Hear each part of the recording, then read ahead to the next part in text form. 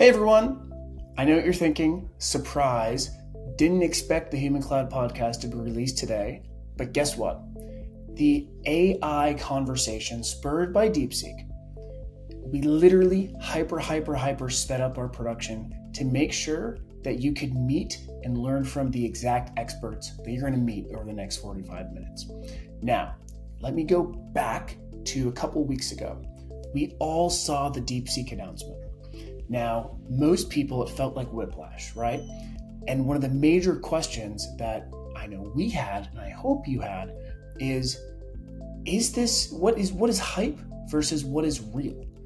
And so instead of trying to answer it ourselves, or reading and not sleeping, thank God we have an elastic network of AI experts that we could pull in real quick for you. So first thing I want you to know is this is why you need a flexible talent network, right? You need to be able to pull in expertise like this, not just with AI, but everything in your business, be it marketing, sales, supply chain, ops, finance, you name it. But so, to this episode, we have what I consider the four foremost experts on leveraging AI, commercializing AI, and not wasting your time and money on AI.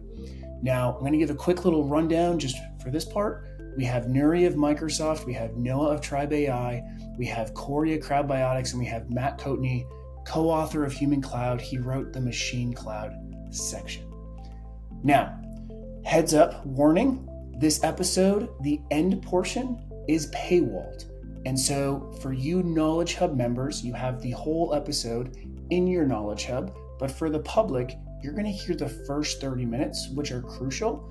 And in the private section, we're going to talk about the actual cost to get started. So we're literally going to talk about how much money do you need to invest if you're certain people, right? If you're an AI company, this. If you're not, then this, as well as timelines and metrics you need to measure that. So, okay, in this episode, a couple of things I want you to listen for. I'm going to give you a little preview of. The first is, in the question of hype versus real, I gave them the five-finger assessment, and I said 5 fingers equals, oh no, freak out, we need to stop exactly what we're doing. 1 finger is, it's fine, don't even pay attention to this. I expected 2s and 3s, to be honest. The average was actually 4.5, so that was a big aha moment. The second thing was in terms of what they were picking out of hype versus real. What is real is the logical reasoning capabilities. That, no one denied that. What is hype, according to them, was a little bit of the cost. So it was not as cheap as it made out to be. Another quick things I want you to listen for is I do want you to listen to the exact industry use cases. And so we're going to talk about AI in hiring, AI in legal, AI in code development, and this term we keep hearing about, which is agentic AI.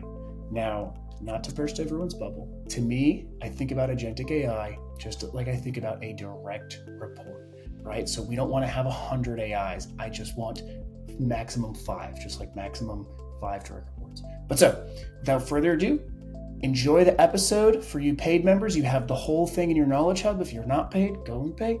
But enjoy the episode. Hey everyone, welcome to the emergency AI episode. I'm gonna go back 2 weeks ago. Actually, I have something funny to tell you guys around DeepSeek, but day of DeepSeek announcement, I see it. I'm not gonna lie, my brain exploded, and because thankfully I know all of you, I could just go, can you guys please hop on the podcast and tell me what to think?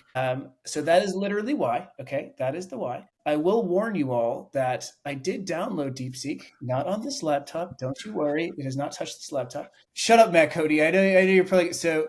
I did start, messaging DeepSeek things that, as someone who's traveled extensively through China, I know what to say and what not to say. So I kind of said some things that I think pissed DeepSeek off. I did get scammed. So if you've gotten a text message from me saying, hi, it's Matthew. It's not my cell phone, Correlation, causation, I don't know, but whatever. But listen, thank you, you for hopping on. And thank you for all those joining. For all those joining, feel free to use the chat, ask some questions. This is going to be extremely collaborative. I'm not joking when I say this is like $100,000 meeting, because if you were to go through expert networks or try to hire them, probably $1 million meeting, to be honest. Let me give some context for you guests right now. All 4 of these panelists, they're not just researchers. They're literally building the products, they're leading the companies that are commercializing AI. So with the exception of probably Matt Coatney and Corey, you two are like uber nerds in terms of you both have the research side. But Nuri and Noah's leading the #1 AI. I'm just going to call it. Nuri is, I would argue, leading the #1 enterprise solution leveraging AI in the flexible workforce, as well as just doing some incredible stuff. And then Corey and Matt Coatney, he co-authored The Human Cloud with me, half the book's about the machine cloud. And Corey you showed me that big hard drive that was actually doing AI as early as 2016. So you're all very, very special to me.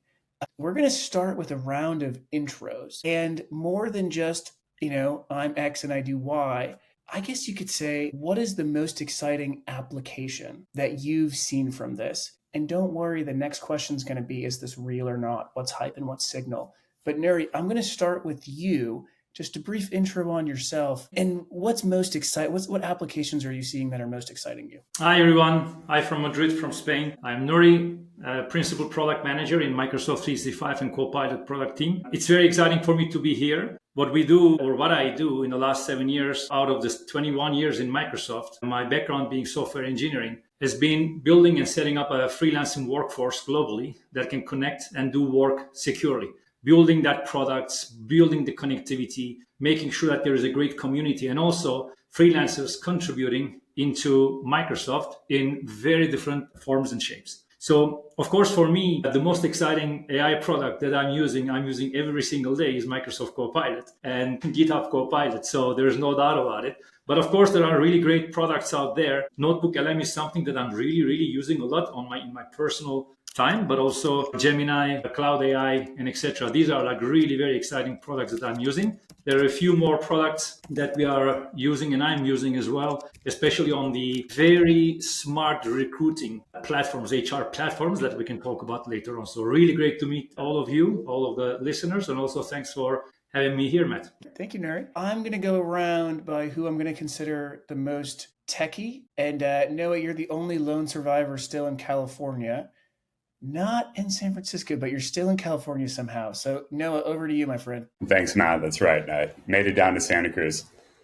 Hey, folks. My name's Noah. I'm the co-founder of Tribe. Tribe is a consulting firm that builds bespoke AI and data products for enterprises. This is the Fortune 500, and then more mid-market and legacy companies as well. So the past 2 years, we've probably built hundreds of different products that utilize this technology. We've seen the pains of going from 0 to 1 and then 0 to 100. So bringing these things to prod. We've also been quietly building out our own platform to accelerate the way that we deliver this technology for our customers. So, I've seen some really interesting views of pains that customers have to just everything that I do in my day-to-day work using this tech as well. Excited to be here. Now, a quick question. Were you surprised when the DeepSeek stuff came out? Did you already have wind of that, or was it a surprise to you as well? Yeah, we've been playing around with some of the earlier DeepSeek models that came out in December. I think that R1 was just wild, and it came out on a Friday. Our team of engineers is absolutely cracked, so they had it self-hosted that same night. So we were playing with it over the weekend. I think that we were just blown away by the outputs, obviously on par with O1. And then, you wake up Monday and NVIDIA's stock is down by 18% or whatever. It's really impressive, right? I think that Andreessen said that R1 is a profound gift to the world. I totally agree.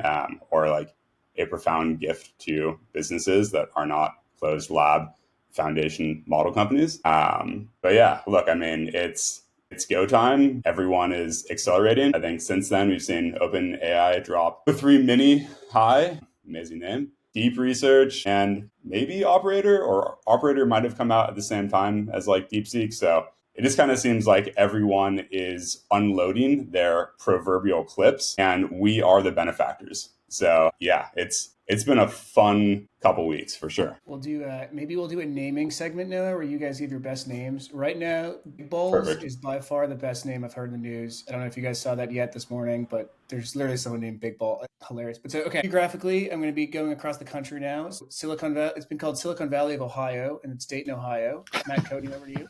I mean, I may call it that. I'm not sure if anybody else does. Yeah, thanks. Thanks, Matt. Good to see you again. So a little bit about me. Started way back in the early 2000s doing machine learning in the life sciences space. So very, very long in the tooth when it comes to that.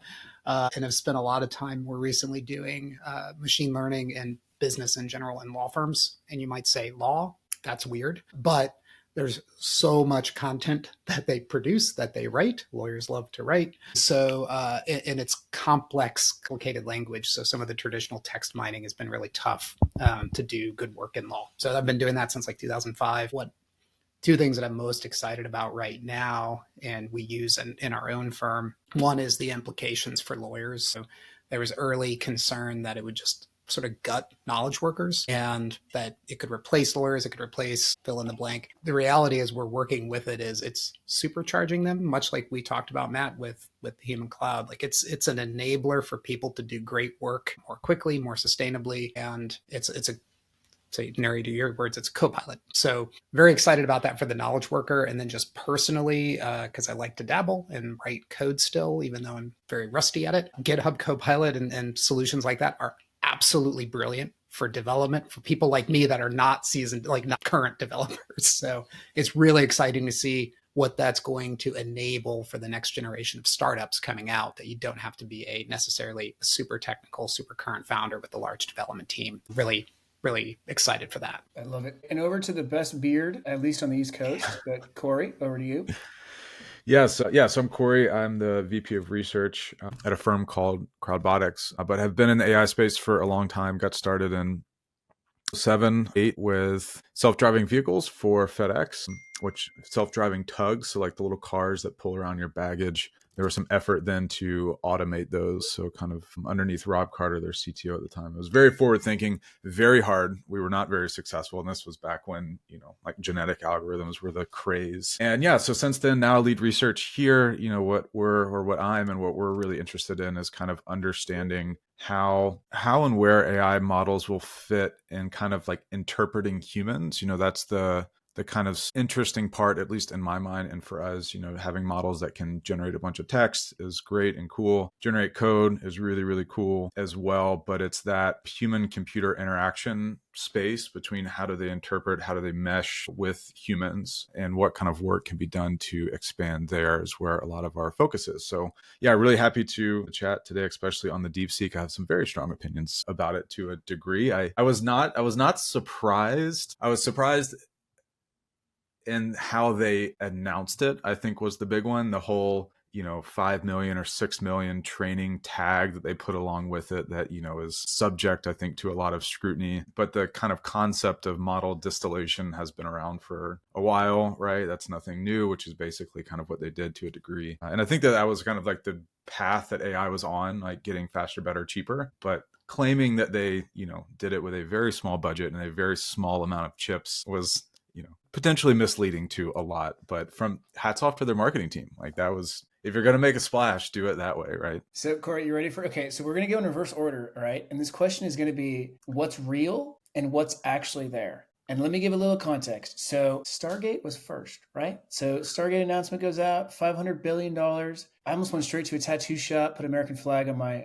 butt, okay? Super pumped up. Then 2 to 3 days later, DeepSeek comes out. Psych, right? Psych. It's going to get the Chinese flag, but they didn't have that here, unfortunately. But so Stargate to DeepSeek, total whiplash, it felt like. So Corey, we're going to go in reverse order, and I hope you four fight with each other. I might just sit back and have popcorn, because what's real and what's out there? Corey, over to you. Yeah. So what's real and what's out there? So what's real is that, like, obviously it performs right now. Being a researcher and being that someone that where I basically, unless you provide me empirical data and reports like that can be replicated, I'm kind of hard pressed to believe anything, which, me and my wife fight about a lot of things because she's very anecdotal, whereas I need the empirical data, right? So DeepSeek came out, they published their paper. It's going to beat everything on these benchmarks. We did it for like $5 million. Their self-reported benchmarks, like obviously do beat it. If you go in and use it, it has like the same kind of functionality as one. It's able to reason. All of that is real. Like a lot of their new process for training using pure reinforcement learning is definitely real. Like the enhancements to their training methods are definitely novel and unique. With the, I think it's the group policy GPRO or something was very real, innovative, contributed to the field. That was all there. My big one that I don't believe in is the true training cost. I think that's kind of this weird abstraction into, kind of saying it was only 5 million, but in reality, you kind of have potentially a large investment coming from this quant hedge fund, and not to make this political in any way, but like, out of China where, news can be suppressed and a lot of facts can be potentially suppressed to the global market. I think that sending shockwaves into the US market, as you mentioned before, with everyone opening up and like, oh my God, NVIDIA is going away. And like all of our portfits are down. We're going to ride this tech bubble forever. That's the part that kind of gets me a lot, because what they did was definitely innovative in some respects. Some of it was not necessarily that innovative in my mind, and how they kind of brought it into kind of an already frenzied market, I thought was interesting to look at. So before you, I'm going to ask you all a quick question, and we're going to use our hands, okay? If you guys don't wash your hands, it's disgusting. So if your hands look dirty, it's not my fault. So we're going to use one hand. You're going to put a number of fingers related to how real. 5 would be deep. We're going to start with just DeepSeek. 5 will be, this is terrifying. We should all be freaking out. Expect to work this weekend. 1 is like nothing burger, nothing's real. So what would you guys put for your hands? And I want to see who's washed their hands before they came on this. Nuri, you got 3, 4. Wow. No one's got 5. Yes. Okay. Wow. All right. I was expecting a bunch of 1s and 2s. All right. Now let me ask about, I was going to ask about AI in general, but so AI in general, you all are saying 5 then. Like this is no longer like okay, you're all saying 5. Oh, yeah. So now I'm going to go Matt, Noah, and Nuri. Matt, you give your DeepSeek. Yeah, I was not expecting that, guys. That was cool. And you've all washed your hands. I was definitely not expecting that. No, especially you with the California, I don't know, like maybe coming from Joshua Tree thing. But Matt, over to you. Yeah. No, I mean, I think there's a lot there. I don't think it's, tanking NVIDIA. It's not disrupting the industry to the extent that, the market is responding to it. I think it's just sort of the hyperbole swings that we're seeing with how frothy everything is in AI right now. But I do think there's something there from the standpoint, and several of you had said it, we're getting to the point where we're going to continue seeing innovations, and it's not just in terms of better AI, but it's more performant, it's cheaper, it's more sustainable, it's more easy to integrate into people's workflows and into companies. So I think we'll start to see more than just the sheer research of it and the capability of it. We're going to start seeing it actually get legs in corporations and other enterprises. And that's not just with sort of off the shelf, SaaS products, but with actually embedding these kind of models into your day-to-day workflows, the same way that you do with machine learning and SQL and Snowflake and these other products. So I do think that it's heading that direction. We're still a ways out on that, but it's part of a continuum from my perspective. I love it. Okay, Noah, over to you, then Nuri. What's the question? DeepSeek. 5, Am I freaking out? yeah. Like you gave me a 5. You gave me a 5, so you better have some good. I'm not freaking out. I'm just excited. Yeah, I mean, it's very powerful. It's very real.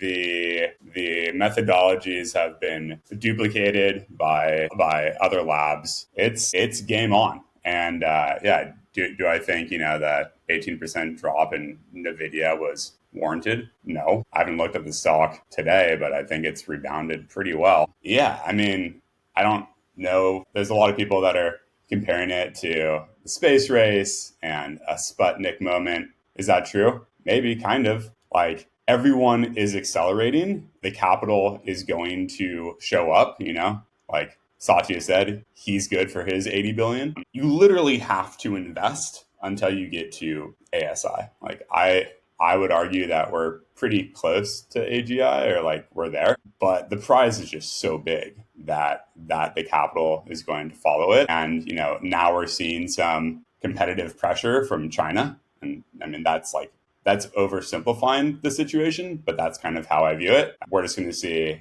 more pedal to the metal. And I would like to believe that that's good for all of us. That's good for humans. Yeah. Yep. Yeah. Can I tell my bowling alley story to add credibility to you? Probably don't need to remember this after you I failed. don't know any of the stories that you remember about me. So So yeah, I remember this vividly. So this is going to add YOLO, let's credibility to go. that what Noah says, actually, you probably should believe. So this was like what, 2018, 2017. And in San Francisco, there was an employee quitting every week. And Uh, Noah, I was at your going away party at a bowling alley thing. And I remember thinking like, why is Noah leaving? He's like my favorite person or whatever. And there was this stupid little technology called Bitcoin and cryptography that you said, yeah, I was right. And so I just want to add that to the audience to know you probably should listen to Noah, because if I did, I probably wouldn't be working right now. So please go and listen to Noah ASAP. Nuri, over to you. And I actually have a secondary question that you're going to start with. I'm going to give you a little preview. So I've seen some of the applications that you've built, and I would be terrified, and I'm insanely impressed. And so I'm going to give you the space after to also just talk about some of the applications that you've actually been using AI for, because that's going to be the next section. Is going to be, okay, what are the actual applications? Are we just going to keep talking about cute pictures? Are we going to be talking about writing articles? Like, what are the actual tangible applications of this? And Nuri, I'm going to have you start that. But for you, Nuri, DeepSeek, you put a 3, so you were the most conservative out of all of us. And yeah, it's over to you. Yeah, I mean, when someone invents something or tries to invent something, you spend a lot of time and effort and in a lot of investment, right? I think DeepSeek is great, multilingual reasoning. I think 14.8 million tokens, right? So it's a fantastic model, and it seems to be working pretty well, except the security component that I personally have a lot of doubts about that. And of course, as someone from Microsoft, I can tell that Microsoft AI is the most secure AI that any company or any user can leverage and use in the planet as we speak today. I have no doubts about it, because I'm also part of the building blocks of this technology. And Microsoft cares a lot about security, compliance, privacy, regulations. Now, having said that, DeepSeek it was a surprise for me as well. It just came like, wow, $6 million. Completely agree with Corey, what you said, 100%. I don't know why we gave like 3-5 different or whatever. But again, they built this after observing at least a couple of years, if not more, other companies building and leveraging their knowledge, leveraging their failures, and et cetera, and et cetera. It's a personal opinion. I do have a lot of doubts about the 6 million part of the thing. I do believe that it is a lot more than that. But yeah, we'll see. Again, I agree with all of the rest of the panelists that competition is great, because it really improves all of the products that we have and all of the productivity of the people for the positive. So let it let it be the competition. I think the good thing about all of this is that there's going to be a lot of learning from each other.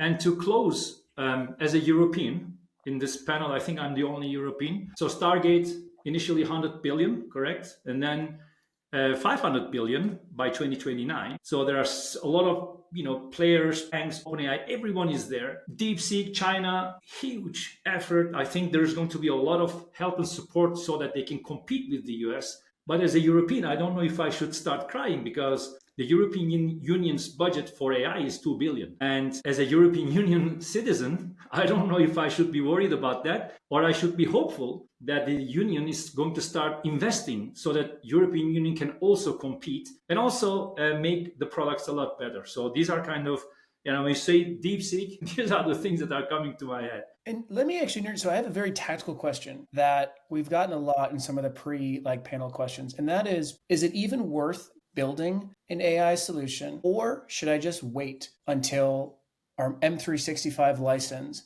and Copilot does it all for me? That's one of the questions that we've been getting a lot. And I actually think it's a really tactical question. If you're the CEO of a Fortune 500, should you really go build an AI solution, or should you just wait until Microsoft does it? Or, and then even Nuri, from a country perspective, should the EU just keep focusing on good food and then just use American technology? Like, this is at both the company and country level, because you guys have us beat on ham sandwiches, but we crush you in capitalism. But so, Nuri, I'll start with you of like, should I even invest in an AI solution, or is Microsoft going to end up just being the one I turn to? Well, I don't think so. I don't think that I'm not talking on behalf of Microsoft, but I'm talking about someone who works in Microsoft. And my personal opinion is that Microsoft aim is not to take over everything.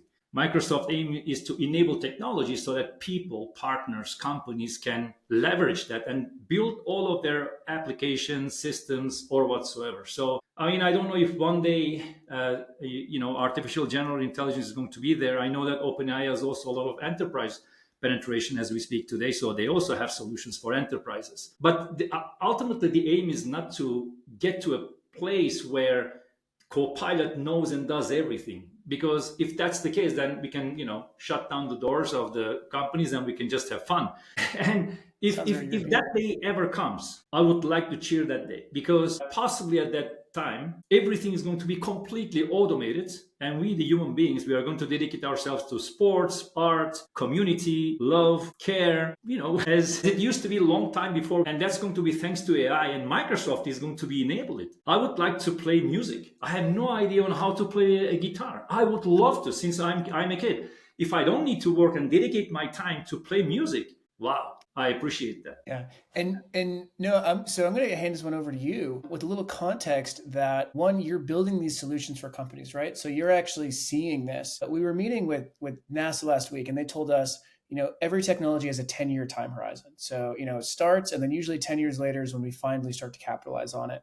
And Noah, you've been building this, for listeners out there, in South Park Commons, you had the smartest people in the world that you were grabbing coffee with, right? So this is not new to you. So from your angle, Noah, should everyone just stop building AI and just think that there's going to be, Amazon and Microsoft that do this? What's your perspective?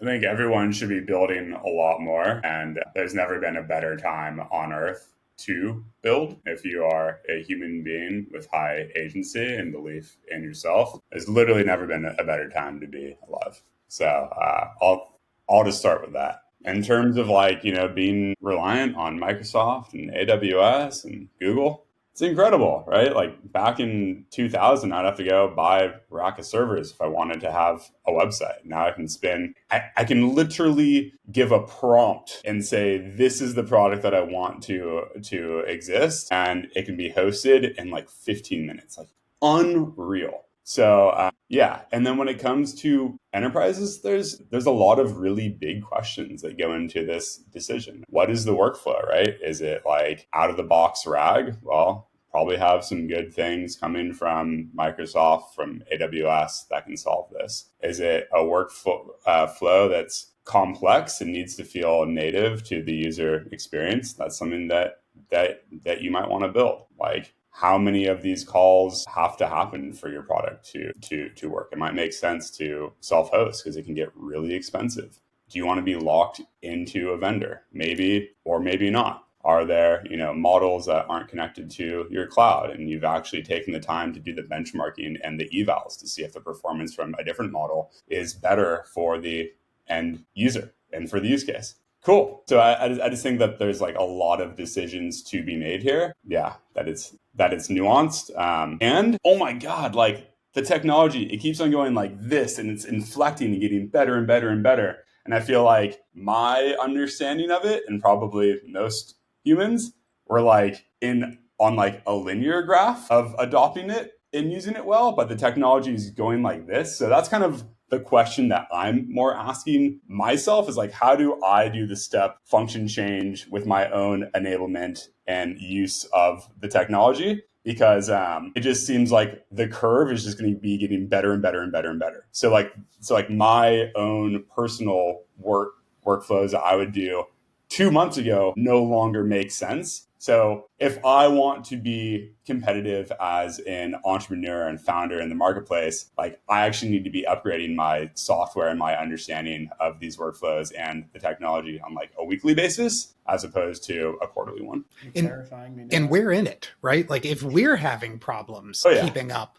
it's game over for the rest of us. Matt, I would add too, because I think everything you said, absolutely. So I'm CIO at a large professional services organization, law firm, and we're a medium-sized enterprise, right? The largest law firm's a medium-sized enterprise. So we're not a Fortune 500 size company. We don't have the means to build out huge dev and AI teams and invest in model building, et cetera. I think we're more like a traditional business in that regard. And what we've been doing, and I advise others as well, is two things. One is you need your individuals in your company to be experimenting and educating themselves on this. Like give them licenses to Copilot, to ChatGPT, give them guardrails and guidance so they don't shoot themselves in the foot. But they just, especially for people coming in fresh on this, it takes a while to build that muscle of learning how to interact with technology the way that you interact with a human. And it's not natural for many of us. And so they have to practice. And so definitely, like I've seen some organizations that just blanket, they don't allow any, they just sort of shut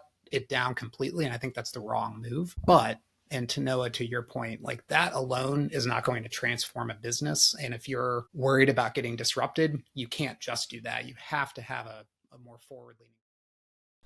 To access the full version, subscribe at humancloud.work/knowledge-hub.